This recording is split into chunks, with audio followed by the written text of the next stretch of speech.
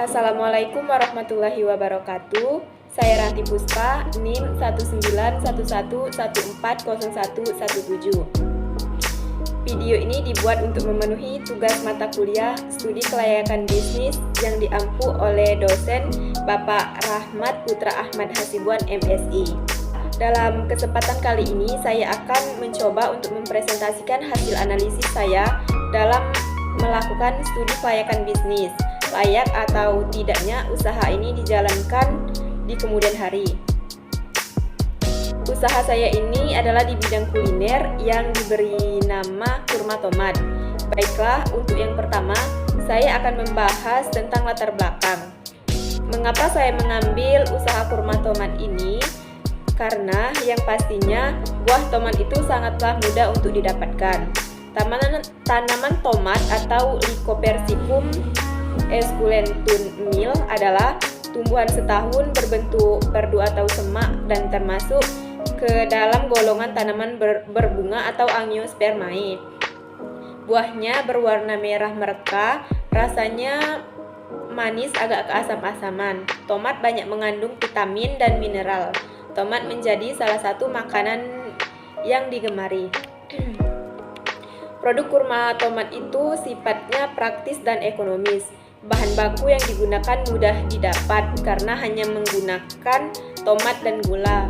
Untuk pembuatannya pun juga sangatlah mudah serta besar peluang untuk diterima oleh konsumen karena pada umumnya tomat hanya bisa dijadikan sambal, jus, dan lalapan.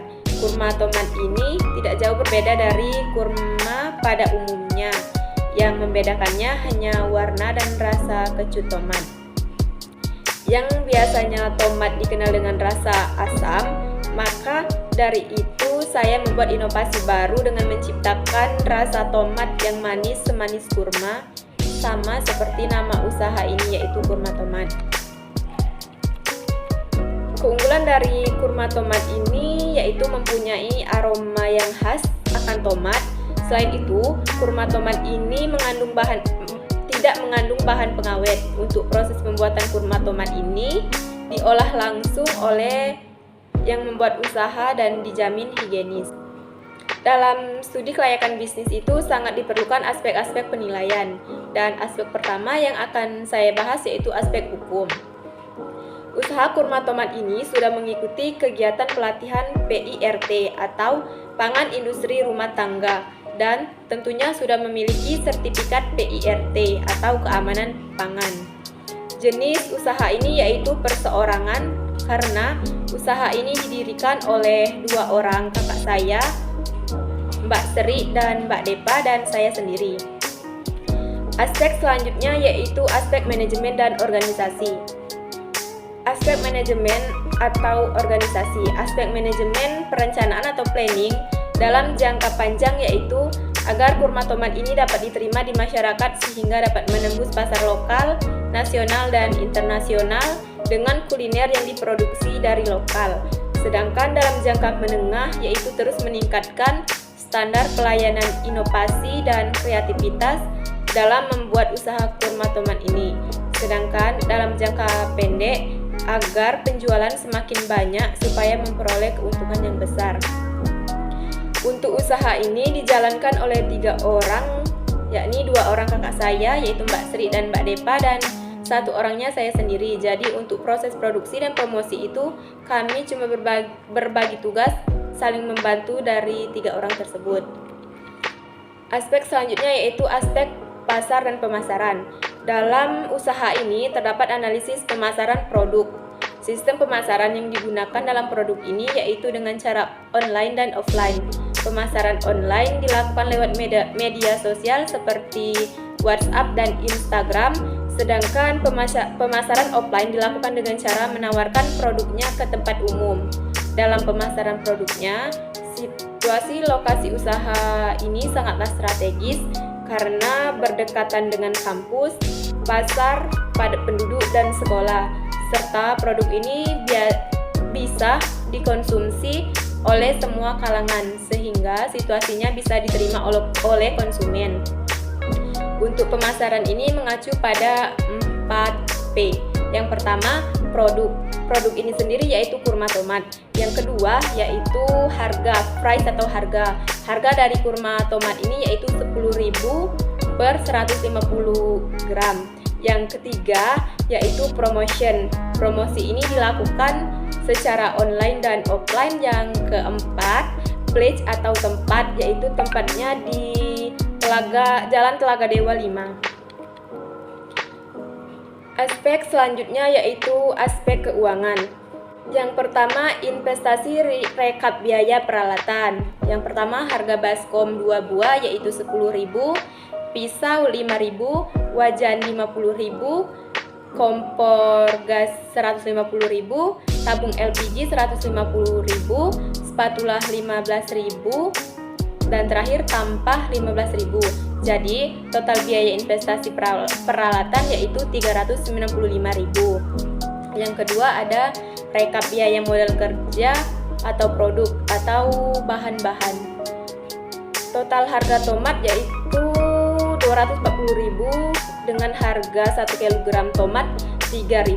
Di sini kami membuat 80 kg tomat. Jadi total biayanya 240.000. Gula dengan harga 1 kg gula 12.500 dan kami membeli 20 kg gula, jadi biayanya 250.000. Kapur sirih dengan harga 5.000 kami membeli 0,3 kg. Kemasan dan stiker 3 pak dengan harga 5.000, jadi total biaya 60.000. Jadi total biaya bahan 1 bulan 555.000 rupiah. Jadi untuk total biaya yang diperlukan dalam mendirikan industri kecil kurma tomat dalam kemasan adalah total investasi peralatan ditambah total biaya bahan baku, yakni 395.000 ditambah 555.000, sehingga totalnya yaitu menjadi 950.000 rupiah. Aspek selanjutnya yaitu aspek teknis dan operasional. Dalam pembuatan kurma tomat ini, pembuatannya masih menggunakan peralatan yang manual, artinya belum menggunakan mesin. Adapun alat yang digunakan seperti baskom, pisau, wajan, kompor, spatula, dan tampah, serta bahan yang digunakan yaitu tomat, gula, dan kapur sirih. Untuk lokasi usaha kurma tomat ini sangatlah strategis karena dekat dengan pasar, di mana untuk memperoleh bahan baku itu sangatlah mudah, jadi persediaan bahan baku tidak akan kekurangan. Dan untuk memasarkan kurma tomat ini cukup mudah karena lokasi usahanya dekat dengan kampus, sekolah, dan padat penduduk, sehingga besar kemungkinan usaha kurma tomat ini akan berkembang dan berlanjut. Untuk luas produksi kurma tomat ini selama 3 hari dapat memproduksi 16 kemasan kurma tomat. Hari kerja 10 hari per bulan, sehingga produksi kurma tomat dalam sebulan adalah 160 pak. Aspek selanjutnya yaitu aspek ekonomi dan sosial. Usaha kurma tomat ini menggunakan sumber daya lokal dan mampu menciptakan produk baru untuk menambah pendapatan serta meningkatkan persaingan dalam menciptakan dan memenuhi kebutuhan masyarakat. Aspek selanjutnya yaitu aspek analisis dampak lingkungan atau AMDAL. Dampak lingkungan yang dimaksud yaitu ancaman adanya produk pengganti atau pendatang atau penjual baru. Jadi, untuk mengatasi hal tersebut, maka produk kurma tomat ini harus menciptakan inovasi-inovasi baru supaya konsumen tidak bosan dengan produk ini.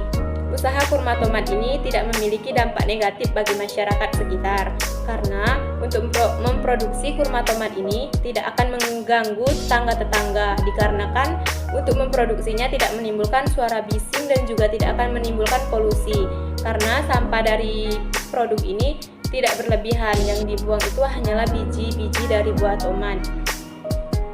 Baiklah, untuk kesimpulannya, berdasarkan aspek-aspek yang telah digunakan dalam studi kelayakan bisnis tersebut, maka usaha kurma tomat ini layak didirikan untuk jangka panjang. Itu saja presentasi yang bisa saya sampaikan. Jika ada kata yang salah, saya mohon maaf. Kepada Allah saya mohon ampun. Saya akhiri. Wassalamualaikum warahmatullahi wabarakatuh. Terima kasih.